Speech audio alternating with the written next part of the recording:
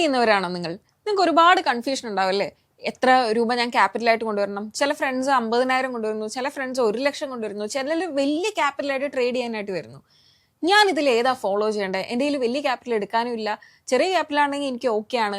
ഞാൻ എന്താണ് ചെയ്യേണ്ടത്? ഞാൻ ട്രേഡ് ചെയ്യാൻ വരുമ്പോഴത്തേക്കും തന്നെ എൻ്റെ കയ്യിൽ ഒരു വലിയ ക്യാപിറ്റൽ വേണോ? ഈ കാര്യങ്ങളിലൊക്കെ നിങ്ങൾ കൺഫ്യൂസ്ഡ് ആണോ? ഈ വീഡിയോയിലൂടെ കൃത്യമായിട്ട് ഇതിനുള്ള ഒരു സൊല്യൂഷൻ ഞാൻ നിങ്ങൾക്ക് പറഞ്ഞുതരാം. Hello and welcome back to Intrifin academy. This is Elizabeth.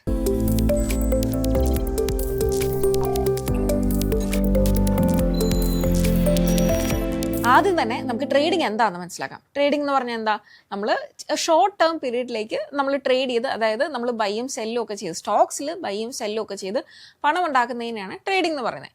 ഇതിപ്പോൾ എങ്ങനെ ഇൻവെസ്റ്റ്മെൻറ്റ്സ് ചെയ്യുന്ന ഡിഫറെൻ്റ് ആവുന്നത് നോക്കുകയാണെങ്കിൽ, ഇൻവെസ്റ്റ്മെൻറ്റ്സ് എന്ന് പറഞ്ഞാൽ എന്താ? നമ്മൾ ഒരു സ്റ്റോക്ക് വാങ്ങിച്ചിട്ട് അത് കാലാകാലത്തേക്ക് നമ്മൾ ഹോൾഡ് ചെയ്ത് പിന്നീട് വിൽക്കുകയും അതിൽ നിന്ന് പണം ഉണ്ടാക്കുകയും ചെയ്യുന്നതാണ് എന്ത്? ഇൻവെസ്റ്റ്മെൻറ്റ്സ് എന്ന് പറയുന്നത്. ട്രേഡിംഗ് എന്ന് പറയുമ്പോഴോ അത് നേരെ തിരിച്ചാണ്. അത് ഒരുപാട് നാളെടുത്ത് നമ്മൾ ചെയ്യുന്നതല്ല, ഒരു ഷോർട്ട് പീരീഡിൽ നമ്മൾ പൈസ ഉണ്ടാക്കുന്നതിന്, ഇതുപോലെ തന്നെ ബൈയും സെല്ലും ഒക്കെ ചെയ്ത് പൈസ ഉണ്ടാക്കുന്നതിനെയാണ് നമ്മൾ എന്ത് വിളിക്കുന്നത്? ട്രേഡിംഗ് എന്ന് വിളിക്കുന്നത്. ഇനി ട്രേഡിങ്ങിൽ എത്ര രൂപ കൊണ്ട് ക്യാപിറ്റലായിട്ട് ഞാൻ വരണം എന്ന് ചോദിക്കുകയാണെങ്കിൽ എനിക്ക് ഒറ്റ ഉത്തരം പറയാനായിട്ട് പറ്റില്ല. കാരണം നമുക്ക് പല സ്റ്റൈൽ ഓഫ് ട്രേഡിംഗ് ഉണ്ട്. ഇപ്പോൾ നമ്മൾ നോക്കുകയാണെങ്കിൽ ഇൻട്രാഡേ ഉണ്ട്, സ്വിംഗ് ഉണ്ട്, അതേപോലെ ഓപ്ഷൻ ബൈയിങ് സെല്ലിങ്, ഇങ്ങനെ ഇഷ്ടംപോലെ തരത്തിലാണ് നമുക്ക് ട്രേഡിംഗ് വരുന്നത്. അപ്പോൾ ഇതിൻ്റെ എല്ലാത്തിനും ഡിഫറെൻറ്റ് ക്യാപിറ്റൽസ് വേണം. ഇപ്പോൾ ഒരു ഓപ്ഷൻ സെല്ലിങ് ചെയ്യുന്ന ഒരാളെ പോലെ ആയിരിക്കത്തില്ല നമ്മൾ എന്താണ് ഇൻട്രാഡേ ചെയ്യുന്ന ഒരാൾക്ക് ക്യാപിറ്റൽ വേണ്ടത്. അപ്പോൾ നമുക്കത് കൃത്യമായിട്ടൊന്ന് മനസ്സിലാക്കാം. ആദ്യം തന്നെ ഇൻട്രാഡേ ട്രേഡിംഗ് നമുക്ക് എങ്ങനെ ചെയ്യാം, അതിൽ എത്രത്തോളം ക്യാപിറ്റൽ വേണം എന്ന് നമുക്ക് മനസ്സിലാക്കാം. ഇൻട്രാഡേ ട്രേഡിംഗ് എന്ന് പറഞ്ഞാൽ എന്താണ്? നമുക്ക് ഒരൊറ്റ ദിവസം കൊണ്ട് ബൈയും സെല്ലും നടത്തുക. അതായത് 9:15 മാർക്കറ്റ് തുറക്കും, മാർക്കറ്റ് 3:30 ആകുമ്പോൾ അവസാനിക്കും. ഈ ഒരു ടൈം പീരീഡിനുള്ളിൽ ബൈയും സെല്ലും ചെയ്യുക, അതിൽ ലാഭമോ നഷ്ടമോ എന്താണെന്ന് വെച്ചാൽ ആ ഒരു ടൈം പീരീഡിൽ തന്നെ നടക്കുന്നതിനാണ് നമ്മൾ എന്ത് പറയുന്നത്? ഇൻട്രാഡേ ട്രേഡിംഗ് എന്ന് പറയുന്നത്. ഇൻട്രാഡേ ട്രേഡിംഗ് എന്ന് പറഞ്ഞാൽ എന്താ? എല്ലാം ഹാപ്പൻസ് വിത്തിൻ എ ഡേ എന്നാണ് ഇതിൻ്റെ അർത്ഥം. അതായത് കൂടുതൽ ഇക്വിറ്റി ട്രേഡേഴ്സ് ഒക്കെ ഇൻട്രാഡേ ആണ് ചെയ്യാറ്. ആൻഡ് ബിഗിനേഴ്സ് മാർക്കറ്റിൽ വരുന്ന സമയത്ത് കൂടുതലും കാണാറുള്ളതും ഇൻട്രാഡേ ആണ്. ഇപ്പോൾ ഇൻട്രാഡേ ചെയ്യാനാണ് നിങ്ങൾ വരുന്നതെന്നുണ്ടെങ്കിൽ, ആദ്യമായിട്ട് വരുന്ന ഒരാളാണെങ്കിൽ നിങ്ങൾക്കൊരു 1000 തൊട്ട് 5000 രൂപ വരെ ക്യാപിറ്റൽ മതി. ഇതിന് ഒരു കാരണമുണ്ട്. കാരണം ഇൻട്രാഡേ ട്രേഡ് ചെയ്യുന്ന സമയത്ത് നമുക്കറിയാം അത്യാവശ്യം നമുക്ക് ലിവറേജ് എന്ന് പറയുന്ന കാര്യം കിട്ടും. ലിവറേജ് എന്ന് പറഞ്ഞാൽ എന്താണ്? ഇപ്പം നമ്മുടെ കയ്യിൽ 1000 രൂപയാണ് ഉള്ളതെങ്കിൽ ബ്രോക്കർ അതിൻ്റെ ഒരു 5x വരെ നമുക്ക് ലിവറേജ് തരും. ലിവറേജ് എന്ന് പറഞ്ഞാൽ എന്താ? നമുക്ക് ആ ഒരു 1000 രൂപയാണെന്നുണ്ടെങ്കിൽ 5000 രൂപയ്ക്ക് വരെ ട്രേഡ് ചെയ്യാനുള്ളൊരു പൈസ നമുക്ക് എന്താണ്, അല്ലെങ്കിൽ അതിനുള്ള ഒരു ചാൻസ് ആര് തരുന്നുണ്ട്? നമ്മുടെ ബ്രോക്കർ തരുന്നുണ്ട്. അപ്പോൾ നമുക്ക് ലിവറേജ് ഉള്ളതുകൊണ്ടുള്ള ഗുണം എന്ന് പറഞ്ഞാൽ കൂടുതൽ പ്രോഫിറ്റ് ഏൺ ചെയ്യാൻ പറ്റും. ലോസ് വരികയാണെങ്കിൽ അതിനനുസരിച്ച് ലോസ് വരാനുള്ള സാധ്യതയുണ്ട്. അതുകൊണ്ട് തന്നെ നമ്മൾ ട്രേഡ് ചെയ്ത് പഠിക്കുന്ന ഒരാളെ സംബന്ധിച്ചിടത്തോളം ചെറിയൊരു ക്യാപിറ്റലും കൊണ്ട് വന്നാൽ മതി. ആ ഒരു ചെറിയ ക്യാപിറ്റലിൽ നിന്ന് ട്രേഡ് ചെയ്ത് പഠിച്ച് നമ്മൾ അതിൽ നിന്ന് കരകയറുകയാണ് വേണ്ടത്. ഇനി നമ്മൾ ട്രേഡ് ചെയ്ത് ഓൾമോസ്റ്റ് ഒന്ന് സെറ്റായി ഒന്ന് വരികയാണ്, അങ്ങനെ ഉണ്ടെങ്കിൽ നമുക്ക് ഇൻട്രാഡേ ട്രേഡിങ്ങിൽ പതിയെ ക്യാപിറ്റൽ കൂട്ടുക. നമ്മൾ പ്രോഫിറ്റ് ഒന്ന് കണ്ടുവരിക, അല്ലെങ്കിൽ പെർസെൻറ്റേജ് വൈസ് നമ്മൾ പ്രോഫിറ്റബിൾ ആകുന്നുണ്ട് എന്ന് കണ്ടുവരുന്ന സമയത്ത് മാത്രം ഇതിൻ്റെ ക്യാപിറ്റൽ കൂട്ടുന്നതിനെ പറ്റി ആലോചിക്കുക. അല്ലാതെ എടുത്ത ചാടി ആദ്യം തന്നെ ഒരു ഹ്യൂജ് ക്യാപിറ്റലായിട്ട് ഇൻട്രാഡേ ട്രേഡിങ്ങിൽ ഇറങ്ങരുത്. നമുക്കൊരു ചെറിയ ക്യാപിറ്റലിൽ നിന്ന് തുടങ്ങുന്നതാണ് എപ്പോഴും നല്ലത്. ഇനി അടുത്തത് സ്വിംഗ് ട്രേഡിംഗ് ആണ്. സ്വിംഗ് ട്രേഡിംഗ് എന്ന് പറയുമ്പോൾ തന്നെ നമുക്കറിയാം എന്താണ്?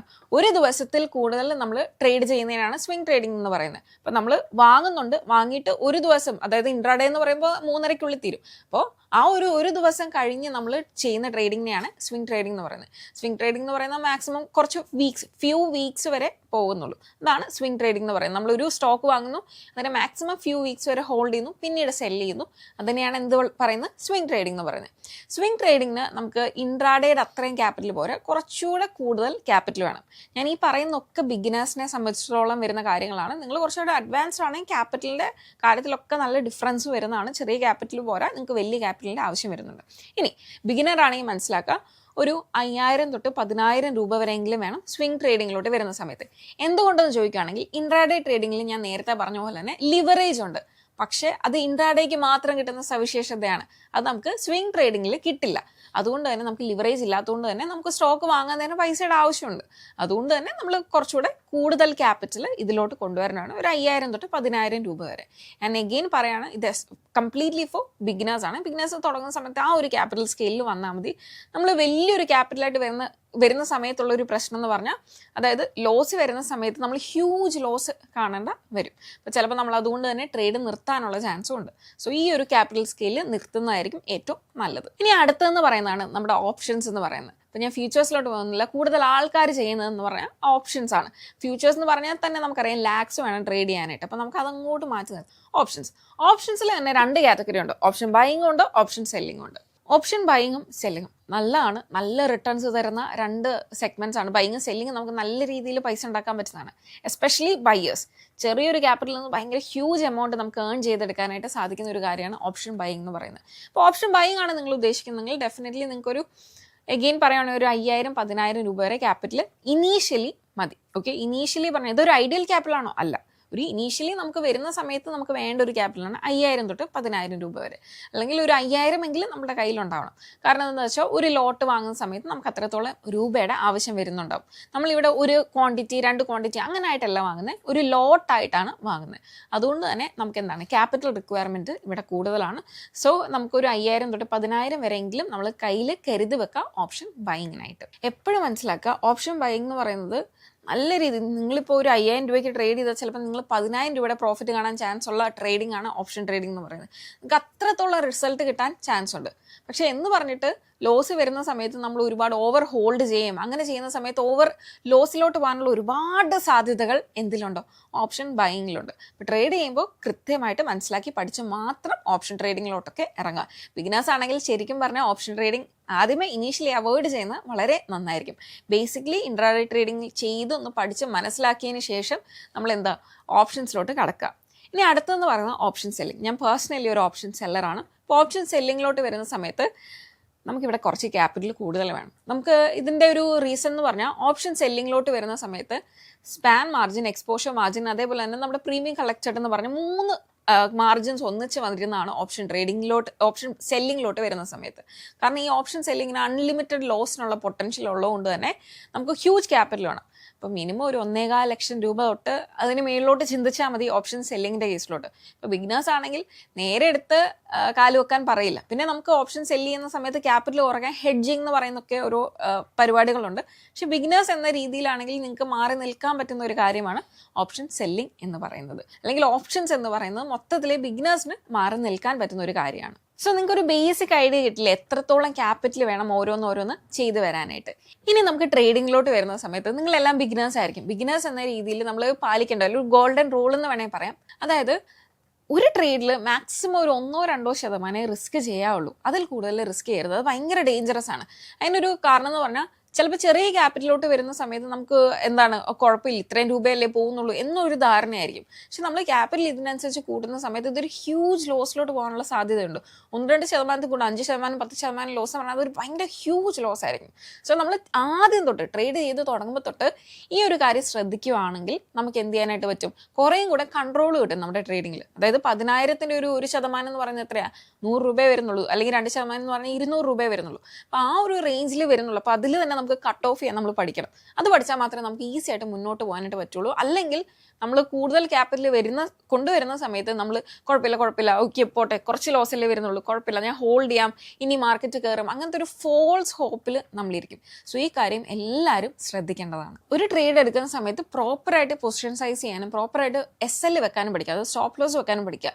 ഇത് ചെയ്യുന്നതിലൂടെ തന്നെ നമുക്ക് കൂടുതൽ നമ്മുടെ ലോസിനെ കറക്റ്റ് പൊസിഷനിൽ നമുക്ക് കട്ട് ഓഫ് ചെയ്യാനായിട്ടൊക്കെ പറ്റും. പൊസിഷൻ സൈസിങ്ങിനെ പറ്റി അതേപോലെ തന്നെ സ്റ്റോപ്പ് ലോസിനെ പറ്റി ഡൗട്ട് ഉണ്ടെങ്കിൽ നിങ്ങൾക്ക് കമൻറ്റ് ചെയ്യാവുന്നതാണ്. നമുക്ക് ഇതിനെ പറ്റി ഒരു വീഡിയോ ഡീറ്റെയിൽഡ് ആയിട്ട് തന്നെ ചെയ്യാം. സോ ഇതിലൂടെ നിങ്ങൾക്ക് ഏകദേശം നല്ലൊരു ഐഡിയ കിട്ടില്ല എത്രത്തോളം ക്യാപിറ്റൽ വേണം എന്നുള്ളത്. ഇനി ഒരു കാര്യം കൃത്യമായിട്ട് മനസ്സിലാക്കുക, ട്രേഡിങ്ങിൽ നിന്ന് പണം ഉണ്ടാക്കണം എന്നുണ്ടെങ്കിൽ നമ്മുടെ പതിയെ നമ്മുടെ ക്യാപിറ്റൽ കൂട്ടേണ്ടി വരും. അപ്പോൾ നമ്മൾ ഈ കാര്യങ്ങൾ ഞാൻ ഓൾറെഡി പറഞ്ഞ കാര്യങ്ങൾ ഈ റൂൾസ് ഒക്കെ സ്റ്റിക്ക് ഓൺ ചെയ്താൽ മാത്രമേ നമ്മൾ ക്യാപിറ്റൽ കൂട്ടുന്ന സമയത്ത് പ്രോപ്പറായിട്ട് നമുക്ക് ട്രേഡ് ചെയ്യാനായിട്ട് പറ്റുള്ളൂ. കൂടുതൽ ആൾക്കാരും ട്രേഡിങ്ങിൽ ഫെയിൽ ആകുന്നതിൻ്റെ ഒരു പ്രധാന കാരണം എന്ന് പറയുന്നത് പ്രോപ്പർ റിസ്ക് റിവാർഡ് ഒന്നും ഫോളോ ചെയ്യത്തില്ല. കുറച്ച് പേഷ്യൻസ് ഉണ്ടാകത്തില്ല. അതായത് ഒന്ന് സമയമെടുക്കും, ഇതൊന്ന് ശരിയായി വരാൻ കുറച്ച് സമയമെടുക്കും, ഇതൊന്ന് മനസ്സിലാക്കാനുള്ളൊരു പേഷ്യൻസ് എല്ലാവർക്കും ഉണ്ടായി എന്ന് വരില്ല. അതുകൊണ്ട് തന്നെ പ്രോപ്പറായിട്ട് കുറച്ച് പേഷ്യൻ്റായിട്ട് ഇരുന്ന് ഈ പറഞ്ഞ പോലെ ഒന്ന് ട്രേഡ് ചെയ്യാം. നിങ്ങൾ ഇനീഷ്യലി പ്രോഫിറ്റ് ഒന്നും കാണാൻ പോകുന്നില്ല, ചിലപ്പോൾ ഇങ്ങനെ ലോസ് ആയിരിക്കും കാണുന്നത്. പിന്നെ നമുക്ക് ഒരുപാട് ചാർജസ് ഉണ്ട്. നമ്മൾ ബ്രോക്കറേജ് വരുന്നുണ്ട്, അല്ലാതെ നമുക്ക് ഗവൺമെൻറ് ഭാഗത്തുനിന്ന് STT അങ്ങനെയൊക്കെ പറഞ്ഞിട്ട് കുറേ ചാർജസ് വരുന്നുണ്ട്. അങ്ങനെ ഈ ചാർജസ് ഒക്കെ കഴിഞ്ഞ് വരുമ്പോൾ ചിലപ്പോൾ നമ്മൾ പോർട്ട്ഫോളിയോ ലോസ് ആയിരിക്കും കാണുന്നത്. പക്ഷെ അത് അത്രയും കാര്യമാക്കേണ്ട. അതുകൊണ്ടാണ് ഞാൻ പറയുന്നത് ഒരു കൃത്യമായിട്ടുള്ള ഒരു ഇടവേളയിൽ നമ്മുടെ ലോസ് കട്ട് ചെയ്യാൻ നമ്മൾ പഠിക്കണം. അപ്പം അങ്ങനെ നമ്മൾ ചെയ്ത് ഇമ്പ്രൂവ് ആയിട്ട് വരുന്ന സമയത്ത് മാത്രമേ ക്യാപിറ്റൽ കൂട്ടുന്നതിനെ പറ്റി ആലോചിക്കുകയുള്ളൂ. ആൻഡ് അങ്ങനെ ഇമ്പ്രൂവ് ആയാൽ മാത്രമേ നമുക്ക് എന്ത് ചെയ്യാൻ പറ്റൂ, ട്രേഡിങ്ങിനെ സ്കെയിൽ ചെയ്യാനും ഇനി എനിക്കിതിനെ മുന്നോട്ട് കൊണ്ടുപോകാൻ പറ്റും എന്ന് നമുക്ക് മനസ്സിലാക്കാനായിട്ട് സാധിക്കുകയുള്ളൂ. സോ ഈ ഞാൻ പറഞ്ഞ കാര്യങ്ങളെല്ലാവരും ഒന്ന് ഫോളോ ചെയ്യുക. എസ്പെഷ്യലി ബിഗിനേഴ്സ് ആണെങ്കിൽ ഈ ഒരു ക്യാപിറ്റൽ സ്കെയിലിൽ നിന്ന് മാത്രം ട്രേഡ് ചെയ്യുക. കുറേ പേര് വലിയ പ്രോഫിറ്റ് ഉണ്ടാക്കുന്നു എന്ന് പറഞ്ഞാൽ ഞാനത് ഇപ്പം തന്നെ ഏൺ ചെയ്യണം എന്ന് ഒരു നിർബന്ധമില്ല. Take your time. നിങ്ങളുടെ സമയം എടുത്ത് നിങ്ങൾ പതിയെ ട്രേഡ് ചെയ്ത് അതിനെ ബിൽഡ് ചെയ്ത് കൊണ്ടുവരിക. ചിലപ്പോൾ നിങ്ങളുടെ കൂടെയുള്ളവർ 10,000 ചിലപ്പോൾ പ്രോഫിറ്റിൽ ഇങ്ങനെ ഏൺ ചെയ്യുന്നൊക്കെ കണ്ടിട്ട് ഓക്കെ എന്നാൽ ഞാനും ചെയ്യാം, ഞാനും 10,000 ഏൺ ചെയ്യാം എന്നൊക്കെ പറഞ്ഞായിരിക്കും നിങ്ങൾ സ്റ്റാർട്ട് ചെയ്യുന്നത്. അപ്പോൾ നിങ്ങൾ അതിന് വലിയ ക്യാപിറ്റൽ ആയിരിക്കും കൊണ്ടുവരുന്നത്. ഒരിക്കലും അത് ചെയ്യരുത്.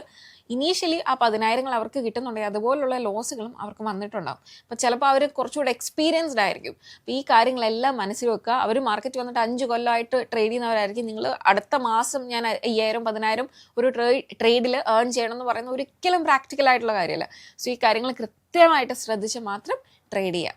So every one trade responsibly. നമുക്ക് ഇനി മറ്റൊരു വീഡിയോയിൽ കാണാം. എന്തെങ്കിലും ഡൗട്ടുകൾ കാര്യങ്ങളുണ്ടെങ്കിൽ താഴെ കമൻറ്റ് ബോക്സിൽ കമൻറ്റ് ചെയ്യാം. നമ്മളെല്ലാവരും ഇതിന് റെസ്പോണ്ട് ചെയ്യുന്നതായിരിക്കും. So bye for today.